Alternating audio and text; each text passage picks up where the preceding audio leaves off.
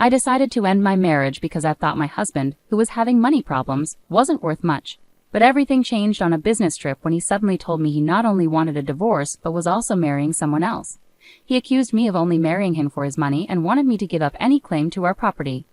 Facing my cold husband, who had never really respected me since we got married, caused him to fall apart and hit rock bottom.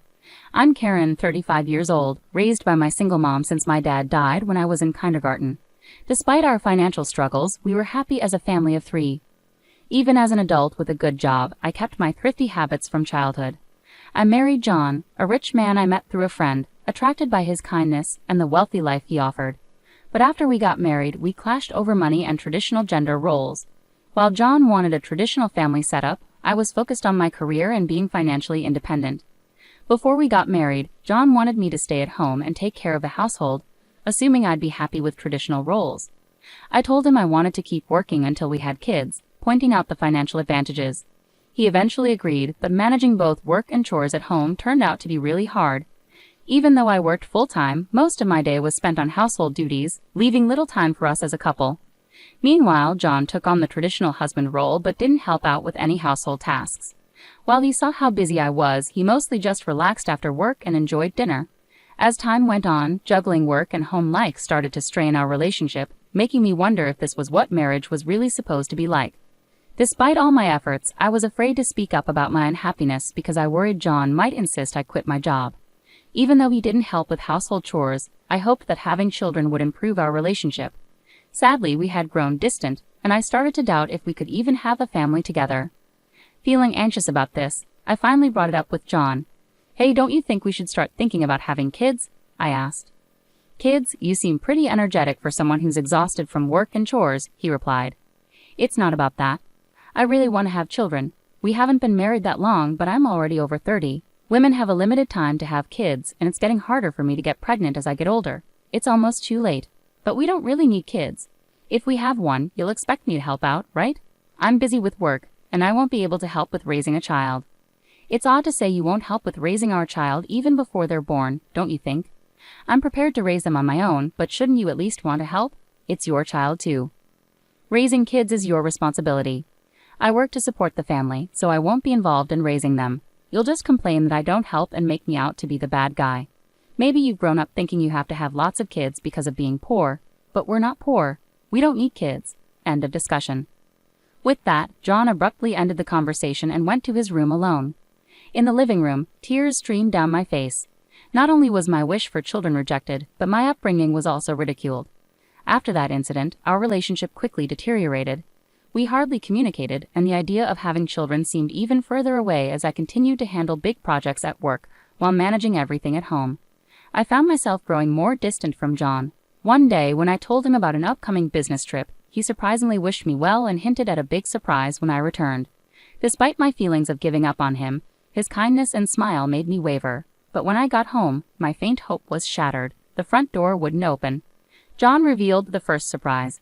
He had changed the locks. The second surprise was even more shocking. He told me he had filed for divorce, claiming he had forged my signature with a friend as a witness. He handed me a document to sign, giving up my rights to our property. I protested his false accusations and insisted we both renounce our property rights publicly. John stubbornly refused and redrafted the document on his computer, sparking a tense argument. As I left the house, he insulted me for being poor and threatened to throw away my things. A few days later, John panicked and called me. "Why are you saying I didn't do anything? What's going on?" I asked. "I've been told to leave the apartment," he said. "You were still living there. That's not allowed. It's a new month. You're trespassing." "Trespassing? But it's my house." "Are you okay? Did you forget it was a company apartment I rented? I was the leaseholder, so naturally, you can't live there anymore." "That's ridiculous. How could you do this? I can't believe you didn't know." "I'm not the one who should be accused of acting alone here. Didn't I tell you that you can't just change the locks on a rented apartment? It's my house. I can change the locks if I want." "Didn't you hear me? It was my lease, not yours. Even if you were the leaseholder, the apartment manager is the owner. You can't change the locks without informing them." "Is that so? Also, I ended the lease while you were changing the locks. I was allowed to stay there until this month. I was planning to come back, but now you've unlawfully altered someone else's property, which could be considered criminal damage." "Wait, why did you end it so early? Criminal damage? Is that why the police are at the front door now?" "I'm too scared to open it. he confessed. Don't worry, it's probably not about trespassing or criminal damage. It's best to talk to them and find out. Why would the police be here? Because I reported you for filing the divorce papers yourself. It seems you've committed crimes like forgery and using a private document fraudulently. Divorce papers can be filed by one person, but only if both parties agree and personally sign them. Since John forged my signature and the witness, it's clearly a crime. He seemed unaware of the severity of his actions, so I pressed on. So the divorce papers you submitted are invalid, and your marriage to Susan can't happen either. How do you know about Susan? Did you think I wouldn't find out? I hired a private detective agency to thoroughly investigate your affair with Susan. It was challenging to manage during a busy time at work. You even had a lavish wedding ceremony while I was supposedly on a business trip. Wait, your business trip was a lie? Yes, I took time off work, despite being busy, to gather evidence and prepare documents. I knew about you bringing Susan home. It would have been impossible to do all this while working. After I revealed everything, John was speechless and sounded upset, even over the phone. Then he pleaded with me, "Please don't tell Susan." I'm divorced? Why would I? There's no truth to that. Really? Thank you. Are you misunderstanding something? When did you think we got divorced? That fake divorce paper is invalid. Legally, you're still my husband, not divorced. What? So, because you committed adultery, legally Susan owes compensation as my husband. I sent the demand for repayment to her house yesterday by express delivery. She didn't know you were married, right? I can't withdraw the claim now. I know Susan believed you were single, but I still sent the demand deliberately. Susan hasn't contacted me yet, so maybe she hasn't received the letter. It should arrive soon. Should you be on the phone with me when you also have to deal with the police? You're busy. I'll ignore the police. I won't be arrested. I'm going to Susan's house now to get the letter back before she or her family can accept it. Then he hung up. He probably went straight to Susan's house to wait for the postman at the front door. I knew it would be pointless because the letter was sent as registered mail to Susan only. Even if he waited for the postman, he wouldn't be able to receive it. A few hours later, John called me, sounding dejected. He recounted an incident with the postman. I'm here to pick up that envelope. Who are you? You don't live here, do you? I practically live here since I'm married. I have the right to get the mail. I understand, but I can't give you this envelope. It's registered mail meant only for Susan. What? Just give it to me. No, I can't do that. If you really want it, you should ask Susan for permission. What's happening here? Oh, John, what's all this commotion? What's going on? Ah, Susan. This is registered mail for you. This man insisted on taking it. Sorry for the disturbance. I'll be on my way now. What's this? A demand for compensation? John, you were married. What's happening? Sorry, it's just, she's an ex-wife from a long time ago. I was embarrassed to say I'm divorced. I'm sorry for keeping it a secret, but isn't this strange? We haven't been dating long, and a demand for compensation. If I was divorced before we started dating, there shouldn't be any issue, right? Well, my ex-wife is upset. Maybe she's demanding compensation out of spite because I got married.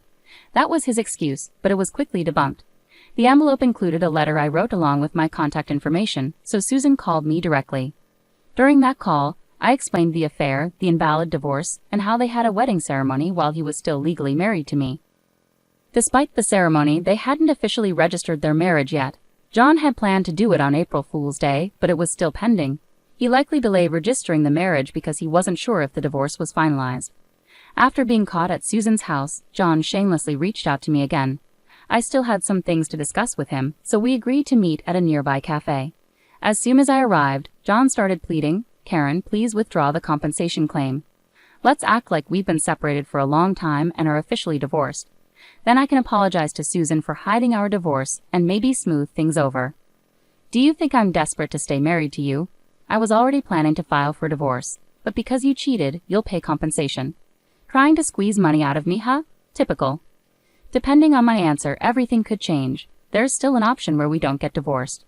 If I say no, you can't just reject it. That means you can't marry Susan, and your marital status will be exposed. Fine, I'll pay the compensation. Just divorce me now. Sign here. Then what about property division? How much more do you want? The compensation should cover it. Remember, we agreed to waive property division, right? Let's make it official. All right, you're not as bad as I thought. Thank you. We then went to a public notary, drafted a document for compensation and property agreement, and then to City Hall to submit the divorce papers, finalizing our divorce. Relieved, I exchanged final words with John. I'm glad we don't have to split our property. What do you mean? I'm the one benefiting from that. By the way, do you even have assets left after paying me compensation? Susan will also demand damages. She mentioned billing you for the wedding expenses. That's not possible. I'm marrying Susan. She won't make such claims. We're divorced now, so there shouldn't be any issues. You're still living in a fantasy. You committed marriage fraud. You had a wedding while still legally married. Do you really think Susan will still trust you? Marriage fraud is serious. Susan will believe me. You can count on that. I heard it directly from Susan.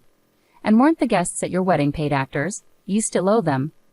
You know about that. I haven't settled with them yet. Why do you care? You could have just agreed to property division and come out ahead. That's what I wanted to tell you. Even if we had divided the property, you would have ended up better off. What are you talking about? Calling me poor? Your family might be modest, and you only make $115,000 a year, right?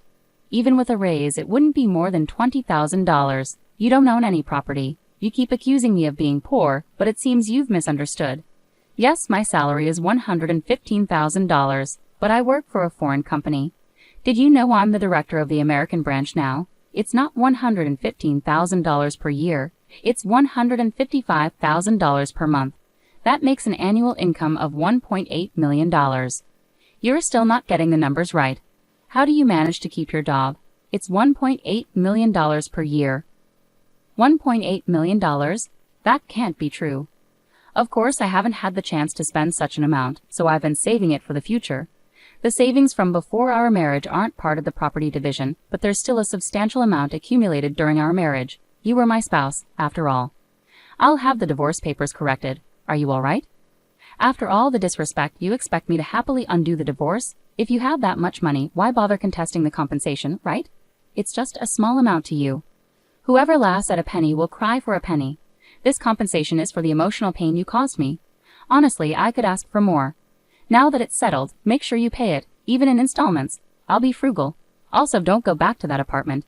Your things should already be moved to your parents' house. You may have thought I didn't have much, but I had already moved most of my belongings. Were you that indifferent to me? I have so little I have to go back to my parents' place. They don't know everything yet, do they? Let me explain. Don't say anything. I've already told them everything. They deserve to know why we're divorcing. Oh, and your father said, never set foot in our home again. He collapsed and I left the cafe. Later I heard he caused trouble at the police station. Despite my advice, he returned to the apartment. He sat there aimlessly in the empty apartment until the manager called the police, and he was taken away. It's unclear whether he was arrested for obstructing public duties, trespassing, or due to the forged divorce papers. Eventually, his parents took responsibility for him. After speaking with me and learning about Susan, they decided that their first priority was to apologize and pay damages to Susan's family. They visited Susan's house and knelt in front of her family to apologize. They settled everything without pursuing charges for marriage fraud, even covering the costs of the wedding. I had expected them to pursue legal action, so it was disappointing that they didn't. So I decided to pursue legal action against him for forging the divorce papers. John offered a settlement, but I refused to withdraw the lawsuit. I didn't want him to think that his actions could be resolved simply with money. I wanted him to face the consequences and understand the seriousness of what he had done, even if it required time and effort on my part. I left everything in the hands of my lawyer to ease the burden on myself. Although it took time, John was exposed for his actions and the marriage fraud. He couldn't continue working at his company after being detained by the police and subsequently going absent without leave, leading to his eventual termination. He ended up living with his parents, working long hours at a relative's construction company. His father took control of his earnings, leaving him with very little income. I had expected his parents to support him, but they were stricter than I imagined. They paid the compensation I was owed and settled with Susan's family, planning to make John work tirelessly until he repaid everything. He lived in a makeshift accommodation without electricity, receiving only $5 per day for food, which was deducted from his earnings. Their intention was to pressure him until he paid off his debts, and then they planned to push him out, a harsh consequence after years of relative comfort. After the divorce was finalized, I was offered a position at our head office abroad, so I moved overseas. I had concerns that John might try to reach out for help or harbor resentment, but moving abroad eased those worries. Initially, I thought work would be my focus for a while, but soon I found a new relationship. I'm now dating a foreign executive from our head office, and I'm pregnant with plans to marry soon. I've been open with him about my past and my ex-husband, and he's been understanding and supportive. I'll be taking maternity leave soon and intend to return to work, with his full support. He's eager to take paternity leave and co-parent, which reflects a different cultural perspective. After enduring torment from my ex-husband, I finally feel like I'm achieving genuine happiness and confidence in building the family I've always dreamed of. Many people suffer due to selfish spouses, and while divorce isn't always the ideal solution, enduring in silence isn't virtuous either. It's crucial to understand that honest discussions can lead to resolutions, and sometimes divorce becomes the necessary path forward.